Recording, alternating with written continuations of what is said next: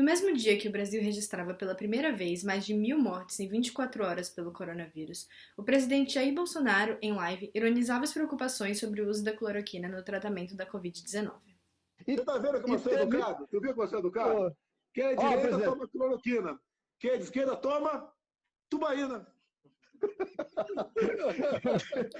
O deboche demonstra a insistência do presidente em defender o polêmico medicamento. Na quarta-feira, o Ministério da Saúde mudou o protocolo, expandindo o uso da cloroquina e da hidroxicloroquina para pacientes com sintomas leves de coronavírus, mesmo com o próprio texto afirmando que não há evidências suficientes de eficácia das drogas e que existe possibilidade de agravamento da condição clínica com os seus usos. Essa medida reacendeu a discussão sobre o uso da droga no tratamento contra a Covid-19. Eu sou a Gabriela Salles e hoje, nos Rastros do Coronavírus, vamos discutir mais sobre o uso político da cloroquina.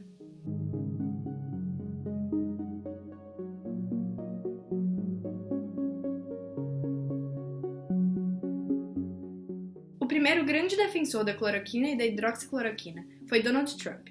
O presidente dos Estados Unidos mencionou os compostos pela primeira vez no dia 21 de março e desde então vem reafirmando a eficácia da droga contra a Covid-19.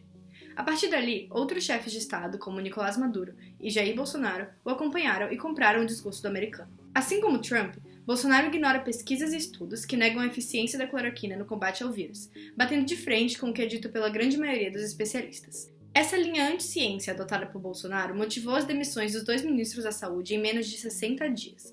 O primeiro deles foi Luiz Henrique Mandetta, que em entrevista à Globo News nesta quarta-feira afirmou que o uso em larga escala do remédio pode piorar o quadro atual com efeitos colaterais, como o aumento de arritmias cardíacas em idosos. Mandetta ainda respondeu à fala irônica de Bolsonaro do dia anterior. O sucessor de Mandetta no Ministério da Saúde foi Nelson Teich, que em sua posse afirmou estar totalmente alinhado com o presidente Bolsonaro. No entanto, as divergências sobre quais medidas tomar durante a pandemia surgiram novamente. Bolsonaro queria flexibilizar o uso da cloroquina no tratamento de infectados pela Covid-19, ao passo que Teich se recusava a adotar essa medida sem comprovações científicas de segurança e eficiência do tratamento com essa droga. O resultado foi a exoneração de Teich menos de um mês depois da sua posse. Para seu lugar, foi nomeado o militar Eduardo Pazuello, que assumiu a pasta interinamente e não demonstrou resistência em aceitar os desejos de Bolsonaro em relação à cloroquina. Sem impasses, o governo anunciou, por meio do Ministério da Saúde, um documento que torna menos rígido o uso de cloroquina no tratamento de pacientes com Covid-19. O protocolo divulgado pelo Ministério na quarta-feira mudou as ações que estavam sendo tomadas até então, que envolviam o uso desses medicamentos apenas nos pacientes que estavam em situação grave e com monitoramento nos hospitais. Agora está permitido o uso das substâncias para pacientes em todas as fases de desenvolvimento de sintomas da doença. O texto teve um parecer do Conselho Federal de Medicina, confirmando-o. O curioso é que tanto o parecer do CFM quanto o protocolo apresentam trechos semelhantes que confirmam as dúvidas quanto à utilização das drogas. O conselho foi criticado pela comunidade científica, principalmente por assumir uma postura em cima do muro. A situação se complica cada vez mais, visto que a entidade reconhece a ausência de evidências da eficácia das drogas. O próprio presidente Bolsonaro admitiu a falta de comprovações científicas sobre o uso da cloroquina por meio da sua conta no Twitter. Mas afinal, como funcionará esse tratamento?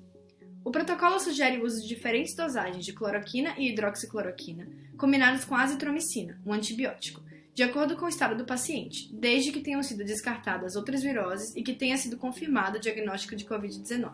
Os sintomas são divididos em leve, moderado e grave. A dosagem de cloroquina, por exemplo, pode chegar a 450 mg, 2 vezes por dia, de acordo com o documento do Ministério. Para utilizá-las, o paciente precisará assinar um documento que afirma que tais substâncias podem causar efeitos colaterais, entre elas, a redução de glóbulos brancos, disfunção do fígado, disfunção cardíaca e arritmias.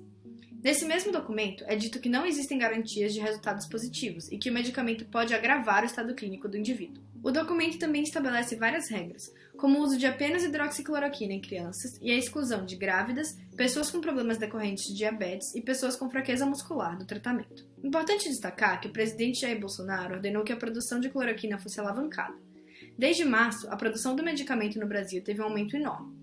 Entre o fim desse mês e a segunda semana de abril, o estoque de medicamentos à base do composto passou de 8,9 milhões para 11,6 milhões de comprimidos, um aumento de 30%. Somente o laboratório do Exército, frequentemente citado pelo presidente, produziu 1,25 milhão de comprimidos durante o período. Em abril, a Sociedade Americana de Doenças Infecciosas recomendou que utilizassem as drogas combinadas somente em pacientes internados para estudo clínico. Todo esse debate no Brasil tem origem nos Estados Unidos, como relembrado pelo ex-ministro da Saúde, Mandetta, que afirmou que Bolsonaro comprou a briga da cloroquina uma semana depois de Donald Trump alegar ter encontrado uma saída para a crise no medicamento. A primeira menção do presidente norte-americano à hidroxicloroquina em tom positivo foi neste tweet em março. Trump baseava seu discurso em um pequeno projeto de pesquisa na França, que sugeria alguns resultados positivos quando a hidroxicloroquina era combinada com a azitromicina. No tweet, ele ainda parabeniza a FDA, a Agência Reguladora de Alimentos e Drogas dos Estados Unidos, que àquela altura havia autorizado o uso do medicamento com prescrição para adultos e adolescentes.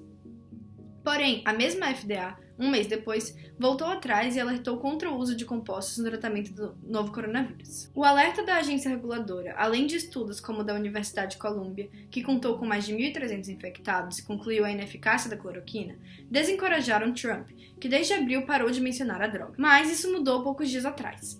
Na última segunda-feira, dia 18, Trump alegou que estava tomando hidroxicloroquina há mais de uma semana por prevenção. Sem citar nomes, ele ainda mencionou um suposto médico de Nova York que teria prescrito o medicamento para centenas de pacientes sem perder nenhuma vida. Trump disse acreditar que as pessoas deviam ter direito de escolher se automedicar ou não com a cloroquina. O jornal The New York Times apurou um possível conflito de interesses na defesa incondicional da Casa Branca ao remédio.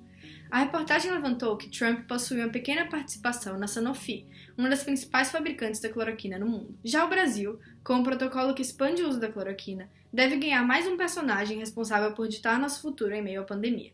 Os números de mortes diminuirão? Estaremos mais perto do fim do isolamento social?